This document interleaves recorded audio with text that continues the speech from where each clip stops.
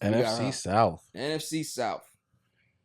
So we have the Panthers, the Bucs, the Saints, and the Falcons. I think they're gonna be a stomping ground for the league. Yeah, that does look like Little brother just getting bullied all around, man. that does look like Hooker's Point for the NFL.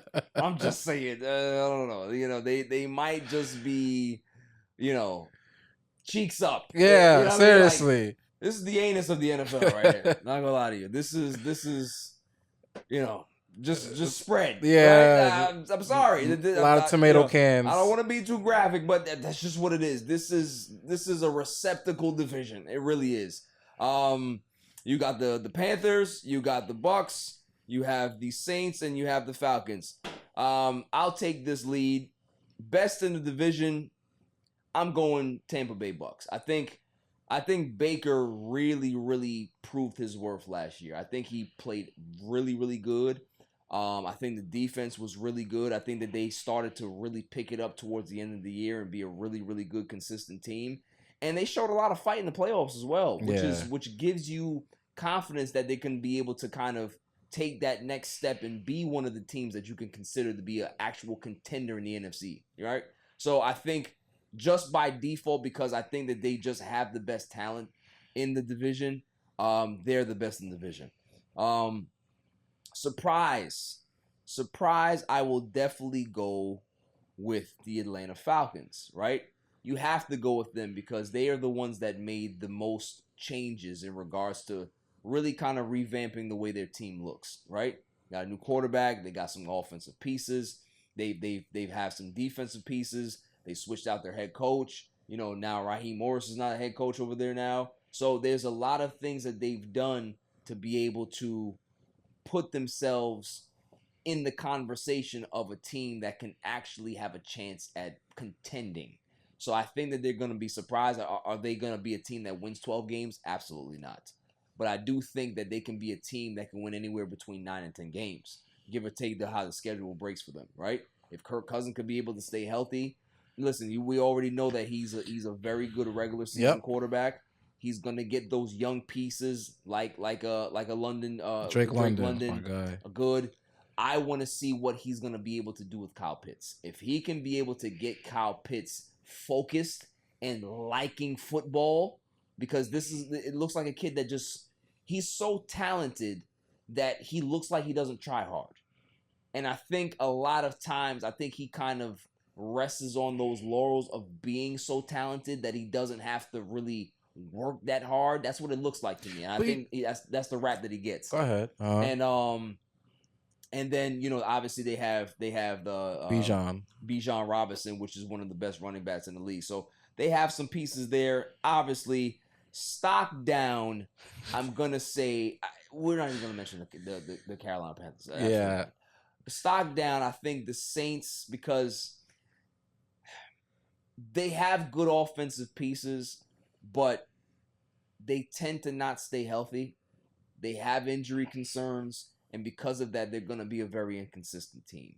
So, and then what is the actual future of this team? Exactly. They don't look like a team that's planning or has pieces for the future. They don't have many draft picks. They have to restock that cabinet, right? So, what are their long-term goals? I don't think that they have any. I think they're just kind of going they're just season by season and seeing what happens, right? See if they can be able to catch lightning in a bottle and win some games. So that's why they get my stock down.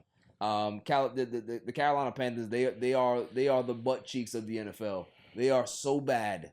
I don't know if people are regretting, if the organization is regretting choosing Bryce Young. Yeah, but I don't know, man. It looks that way. It looks that way. So, what's your thoughts? Who I definitely agree with you on the Panthers, especially having seen how C.J. Stroud has just taken the league by storm. Yeah, I think Bryce Young is on the clock. He needs to start showing them something.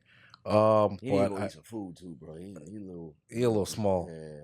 Kyler Murray is looking at him like, bro, you need to bulk up. Bulk up. I'm going to go surprising for both of us because you actually convinced me. I'm gonna go Falcons best in the division. Oh wow. Okay. I think, like you said, Kurt is a good regular season quarterback. That's he is. I think he's a pretty good passer. I think he's gonna be the one to wake up Kyle Pitts, because the only disagreement with me that I have with Kyle Pitts, I see what you're seeing, but I think he's deflated. I think he's had to deal with so much bad quarterback play. He's running open on every other play and no one's hitting him. That's fair. He's just out of it. He's just out of the game.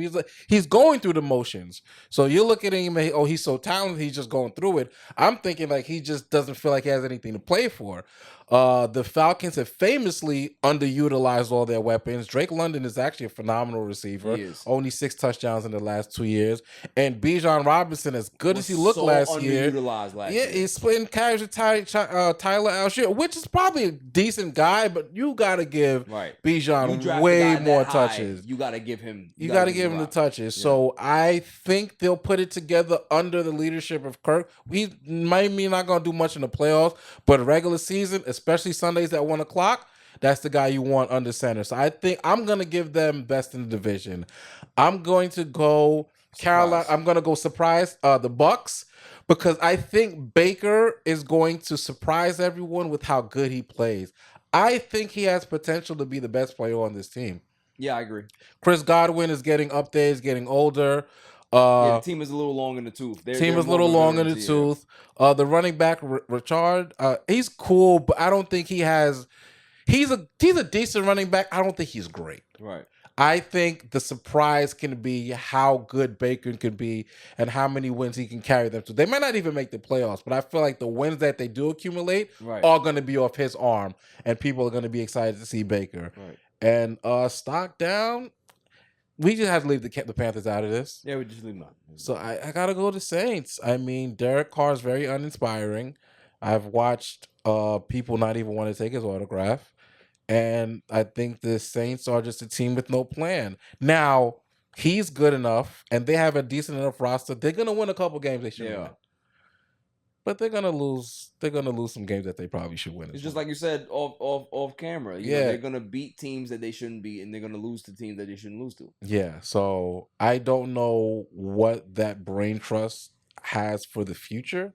I think they just trying to get through this season and then see where their draft stock lies and then move from there. Right. So yeah, I agree. I think that there's a lot more question marks and very clouded future for the New Orleans Saints. It just doesn't look positive. Yeah. Right now.